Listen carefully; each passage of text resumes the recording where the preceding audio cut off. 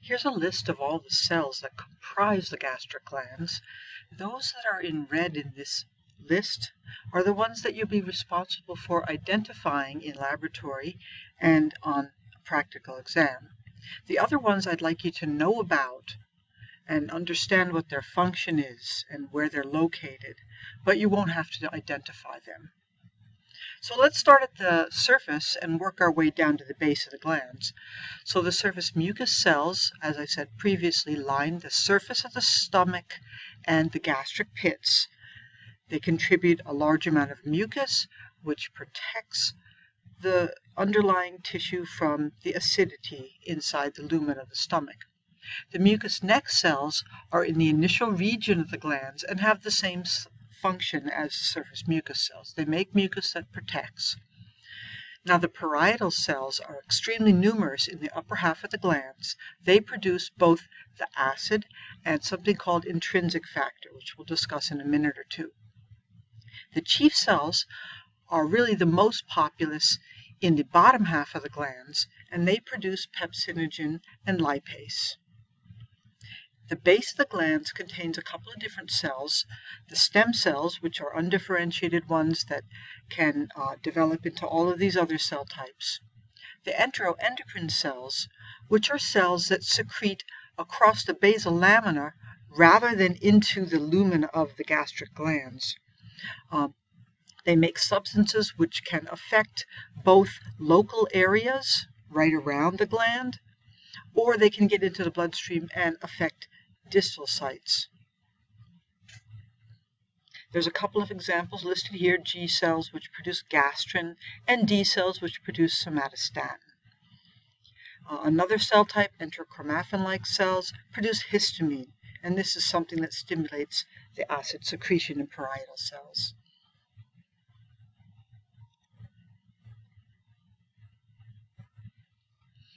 Here's a nice diagrammatic representation listing the same cells really and just showing you kind of what they look like and where they'd be located. So as you can see from the diagram on the left, the parietal cells are large and round and located in the upper half of the gland. The chief cells are primarily clustered down towards the bottom second half of the gland, and the enteroendocrine cells are towards the base along with the stem cells. Here's some actual pictures of the gastric glands. At the top here, you can see gastric pits here, leading into gastric glands. And really, these are the surface mucus cells up here in the pits, and the neck mucus cells here. And then below that, you start to see these very large, round eosinophilic cells, which are the parietal cells. Here's an image of the upper half of the glands showing the real abundance of all of those parietal cells. As I just said, these are eosinophilic. They're very round. They look kind of like a fried egg, sunny side up egg.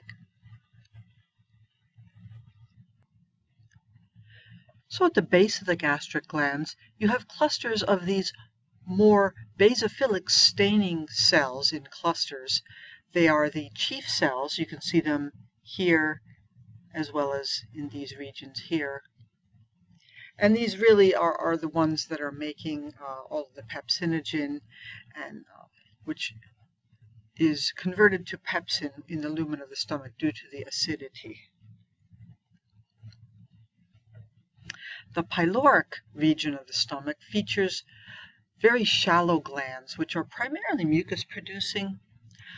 Their morphology is simple tubular glands. However, instead of looking very straight like the fundic glands do, they appear to be coiled due to repeated S-curves, kind of like switchbacks, you know. The mucus that's secreted there helps to lubricate and protect the stomach from the extreme acidity, which is necessary before you traverse into the intestine.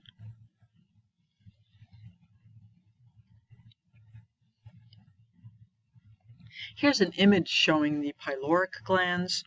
Another distinguishing feature which I think is nicely demonstrated in this particular image is the very deep gastric pits, which are very darkly stained here. You can see them right here. So they appear to be S-curves as you go down. And then down here are the secretory portions. So these are pits up here, and then the glands are in this portion, and then you come down in here to the muscularis mucosa underneath them. So the next region of the GI tube is the small intestine. General features include several different morphological levels of organization, which increase the surface area by a great deal. So at the gross level, you have things called submucosal folds, called plicae circularis, and mucosal villi that protrude from the intestinal surface into the lumen. The surface area is then further increased at the cellular level by microvilli on the columnar intestinal absorptive cells, also called enterocytes, that populate the epithelium. So you have essentially three levels which increase that surface area by a great deal. The intestinal glands that populate this area are called crypts, or crypts of Lieberkühn, and these originate at the base of the villi and protrude into the lamina propria. So essentially, in the small intestine, villi go up and crypts go down. So here is the diagram which demonstrates those levels of organization. You can see the plicae circularis, which are submucosal folds, shown on the left. Then you have, in the middle, the villi, which have lamina propria in their center, so those are mucosal folds. And then you have microvilli, which are membrane or plasma membrane folds on each cell.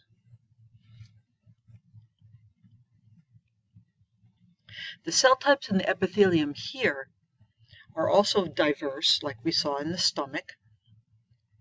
And like the listing that I gave you in the stomach, the ones in red are the ones you're going to be responsible for identifying both on the exam and in laboratory sessions.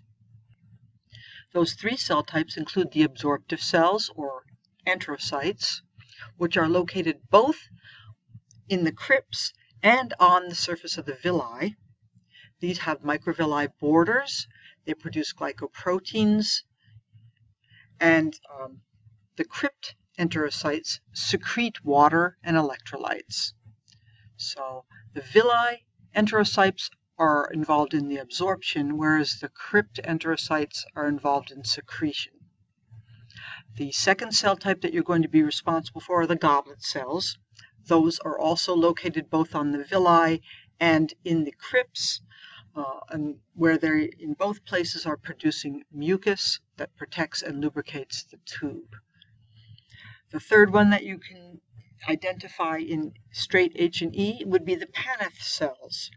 Now, Paneth cells are generally found at the base of the crypts, and they have large, abundant eosinophilic granules in their cytoplasm, and this is due to the presence of lysozyme, which is an antibacterial substance. So these are one of your defense mechanisms against some of the microbiota that you don't want to be able to proliferate and live in your GI tube. Other cell types that are there but that can't be identified in a straight H&E would be enteroendocrine cells, just as we had in the stomach. The stem cell populations, which of course are undifferentiated cells from which all of these other cell types can be derived, and another specialized cell called an M cell. So M cells are very interesting because they overlie the lymphoid follicles within the gut tube, and their main function is transport of antigens from the lumen to the underlying lamina propria, where they can then encounter things like macrophages or T cells, that act as antigen-presenting cells, and eventually then those antigen-presenting cells can then activate other lymphocytes and mount an immune reaction. So here's some diagrams which demonstrate some of those cells that I just talked about. You can see the enterocyte or absorptive cell in the upper left and the goblet cell in the upper right. I think you've seen both of these in lab previously. Then in the lower left, you can see the cells with the large red granules in them. They tend to be in clusters as in this diagram. Those are the Paneth cells. And then the M cells, which are in the lower right here, and these are the ones that transport antigens across this luminal barrier and can then bring those antigens in contact with antigen-presenting cells. In this case, you're seeing a dendritic cell. It could be a macrophage or other antigen-presenting cells that live in this area.